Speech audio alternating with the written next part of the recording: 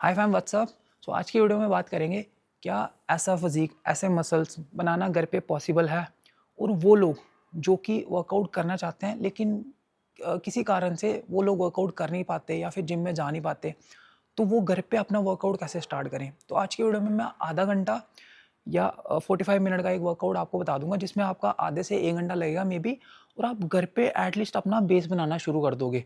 तो आज का वर्कआउट, अगर आपके घर पे एक पुलअप बार भी नहीं है, अगर पुलअप बार है उसके लिए हम एक अलग वीडियो शूट करेंगे बाद में, लेकिन आज के वर्कआउट में एक जो बेसिक एक वर्कआउट जो आप खाली एक छोटे से एरिया के अंदर कर सकते हो अपने घर पे without any equipment, zero equipment के साथ, वो कैसे डिज़ाइन करें। एक दिन हम लाइक अगर आज मंडे है तो मंडे को क्या वर्कआउट करना है, देन ट्यूसडे है तो क्या वर्कआउट करना है। ओके, इस वीडियो में आपको थोड़ा थोड़ा आइडिया हो जाएगा। और मेन जो है इस वीडियो का जो इस वीडियो में जो हम कवर करेंगे वो क्या करेंगे, कुछ मैं ऐसी एक्सरसाइजेस बता दूंगा जो कि मैं खुद भी फॉलो करता हूँ और मैं ये वर्कआउट्स करता हूँ। और मेरी जब हमने स्टार्ट करा था तो इन एक्सरसाइज ने बहुत हेल्प करी है हमारी, तो मैं रिकमेंड करूँगा ये एक्सरसाइज आप कर सकते हो। और जब जैसे जैसे आपका एक्सपीरियंस बढ़ना शुरू होता है तो आपको समझ आता है क्या चीज़ें करनी है क्या नहीं करनी है। तो ये कुछ एक्सरसाइज हैं जिससे आपका अच्छा खासा एक तो रिदम बनेगा, एक तो आपकी कार्डियोवैस्कुलर एक्टिविटी जो है वो बढ़ेगी, एक स्टैमिना आपका थोड़ा इंक्रीज होगा, एंड हल्के हल्के जो आपको मसल्स बनाने हैं तो वो किससे बनेंगे, एक आपके पुशअप से बनते हैं, एक पुलअप से बनते हैं, एंड स्क्वाट्स। मेरे हिसाब से ये 3 एक्सरसाइज सफिशिएंट होती हैं। हाँ, अगर आपको मसल ग्रो करना है देन आपको जिम की नीड होती है, अदरवाइज आप घर पे बहुत अच्छा मसल ग्रो कर सकते हो। हाँ, आपको कुछ बेसिक बेसिक थोड़े थोड़े इक्विपमेंट चाहिए होते हैं।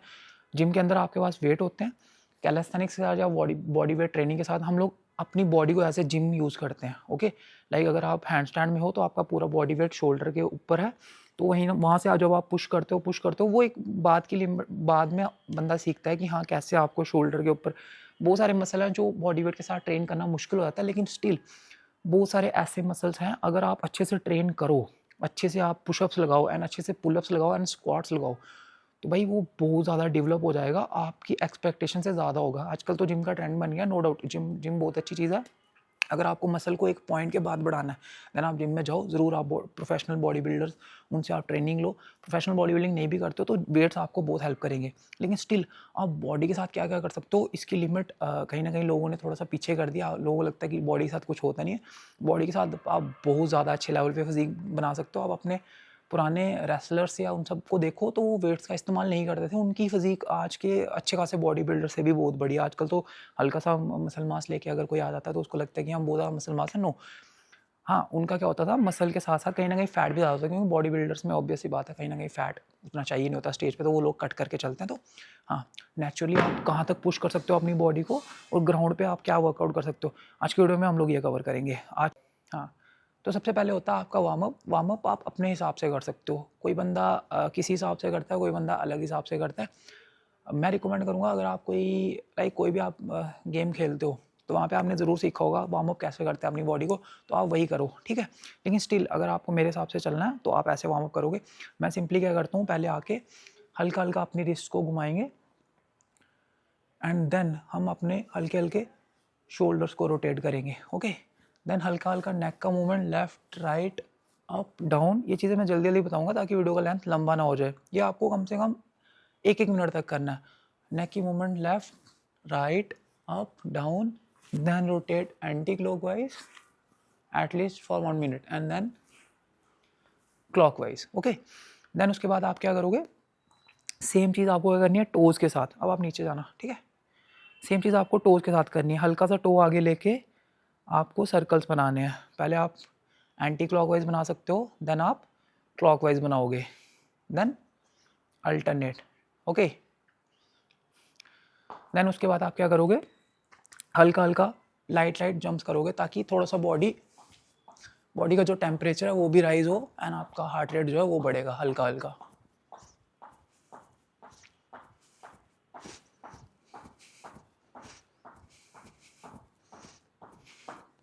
नेक्स्ट आप अपने लेग्स के साथ हल्की हल्की मूवमेंट्स कर सकते हो, जैसे कि हल्का सा फ्रंट से लेग को उठा के देन साइड पे ला के देन डाउन लाइक दिस। इससे आपके जो हिप फ्लेक्सर की रेंज है वो भी खुलेगी।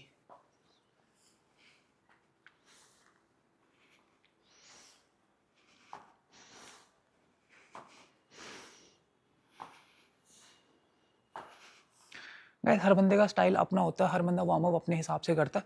तो जो मैं करता हूँ, जो मेरा स्टाइल है वो मैं आपको रिकमेंड करूँगा। हल्का हल्का आप उसको अगर फॉलो करोगे देन आप बहुत ज़्यादा आपको फ़ायदा होगा। जस्ट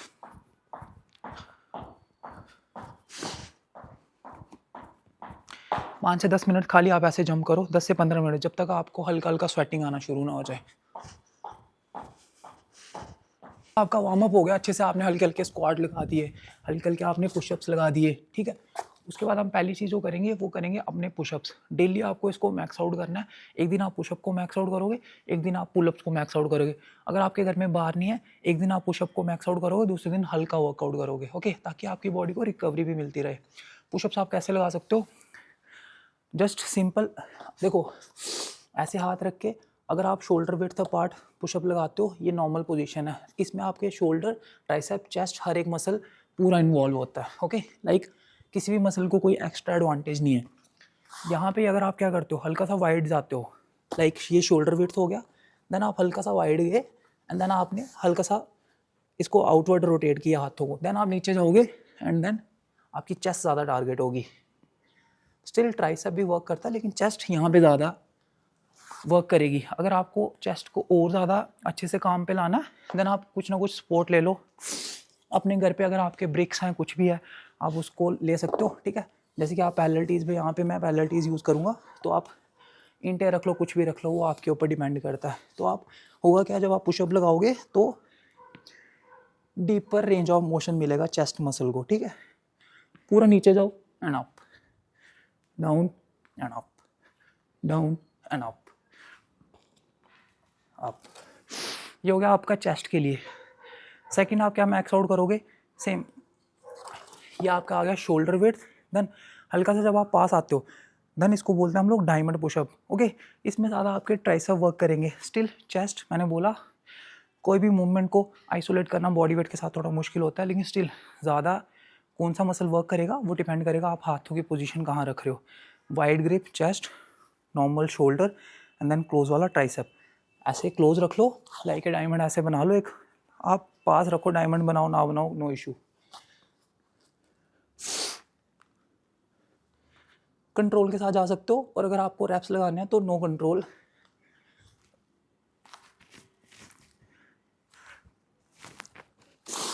और कुछ लोगों का शोल्डर अलो नहीं करता, लाइक वो नीचे जाएंगे तो दिक्कत होगी। तो ज़रूरी नहीं है कि आपको पूरा यहाँ रखना, आप हल्का, मतलब कॉन्सेप्ट क्या है, आप अपने हिसाब से शोल्डर विड्थ से हल्का सा अंदर लाओगे, ओके। कई यहाँ तक लगाएंगे, कुछ यहाँ तक लगाएंगे, कुछ हल्का सा ही अंदर आएंगे, क्योंकि हर एक के शोल्डर के एंगल अलग अलग होते हैं, ठीक। पुशअप्स में ये 3 टाइप के पुशअप आप लगाओगे। नेक्स्ट है हमारे स्क्वाट्स। स्क्वाट्स कैसे लगाने हैं सबसे पहले ये आप समझ लो, ठीक। जो एक अच्छा स्क्वाट है, कुछ लोग बोलते हैं नीज आगे नहीं जाना चाहिए, कुछ बोलते हैं पीछे नहीं जाना चाहिए, कुछ बोलते हैं ऐसे, ये इसको ऐसे रख लो, कुछ बोलते हैं कहीं ना कहीं अंदर रख लो। मतलब ऐसा कुछ नहीं है, जो भी आप स्क्वाट लगाओगे, ठीक, हल्का सा जब आप वाइड रखते हो, हल्के से हैमस्ट्रिंग और ग्लूट इन्वॉल्व होते हैं। और मुद्दा स्क्वाट लगाने का क्या होता है कि आपका जो भी, जब आप नीचे जा रहे हो, चाहे वो इस तरीके से जा रहे हो, चाहे ये आपका जो एंकल है इससे आगे नहीं आ रहे हैं, कोई इशू नहीं है। हर एक बंदे की बॉडी टाइप अलग अलग है। मेन क्या, आपका जो हिप है वो रेस्टिंग पोजीशन में नॉर्मल, यहाँ पे आप कंफर्टेबल होने चाहिए, ठीक है। यहाँ पे आपको कोई दिक्कत नहीं होनी चाहिए। ऐसा ना हो कि आप बस ये लगा रहे हो, यहाँ पे आप अटके हुए, देन आप नीचे जाते ही यहाँ गिर जाते हो, ओके। अगर ऐसा है तो इसका मतलब है आपके हिप्स टाइट है।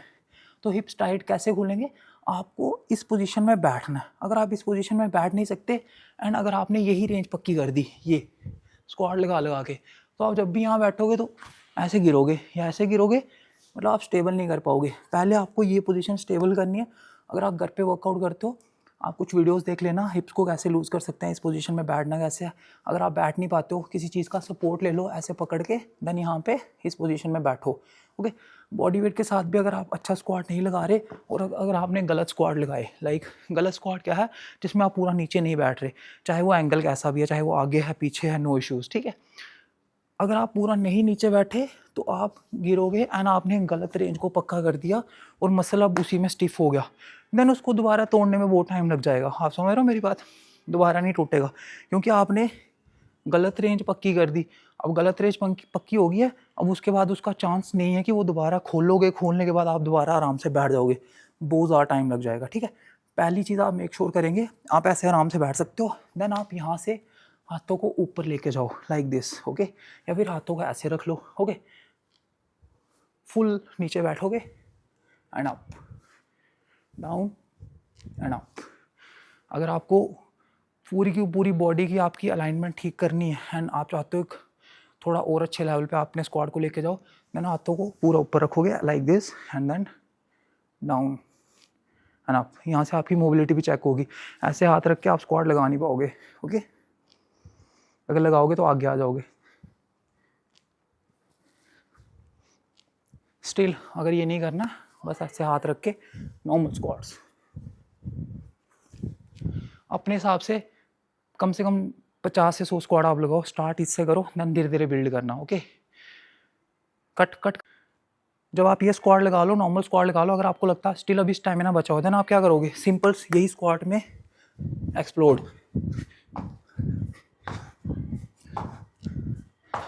इससे कहीं ना कहीं आपकी एक्सप्लोजिव स्ट्रेंथ बढ़ेगी, देन धीरे धीरे आप हाई जंप कर पाओगे, ओके। ये सारी चीज़ें आपको किसी ना किसी स्पोर्ट में या किसी जिम में जाओगे तो ये सारे आपकी स्ट्रेंथ बिल्ड। तो जंप स्क्वाट में आपको सेम ऐसे बेस को स्टेबल रखना है जैसे आप नॉर्मल रेगुलर स्क्वाट लगा रहे थे, देन लाइक दिस, हल्का हल्का पाँव ज़मीन को छोड़ेंगे। नेक्स्ट अब हम लोगों को कोर करना है, तो कोर करने के लिए ज़्यादातर आप क्रंचीज ही लगा सकते हो, 2 ही क्रंचीज हैं, वो हम बाद में लगाएंगे। उससे पहले वार्म अप करने के लिए अच्छे से जो मुझे लगता है, जो मुझे मेरा पर्सनल फेवरेट है और आप लोग भी कर सकते हो, जस्ट ऐसे हाथ रखो and knees to chest, mountain climbers भी बोलते हैं कुछ लोग, आप तेज तेज करो।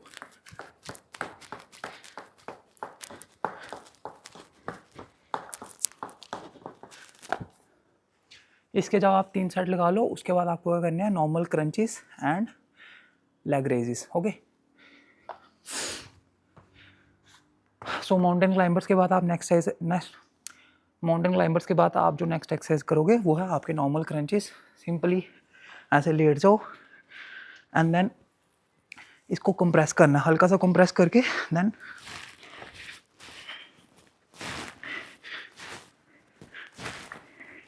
ऐसे लगा सकते हो।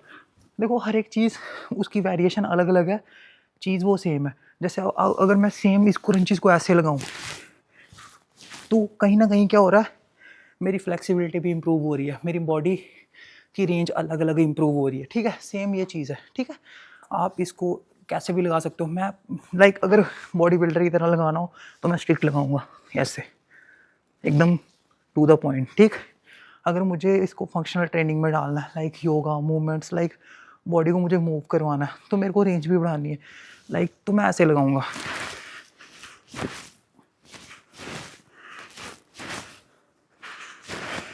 तो क्रंचेस के बाद जो हम लोअर एब्स के लिए लगाएंगे वो हम सिंपल लेग रेजेस लगाएंगे इस तरीके से, लाई डाउन, ऐसे हाथ रखो एंड कंप्रेस एंड लास्ट में हल्का सा ऊपर ज़रूर उठाना है, ठीक है।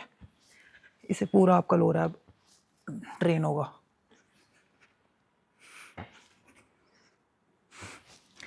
ये सबसे हार्ड है, इसको मैक्स आउट जब हो जाए, जब थक जाओगे, then hold and leg flutters, then hold, alternate,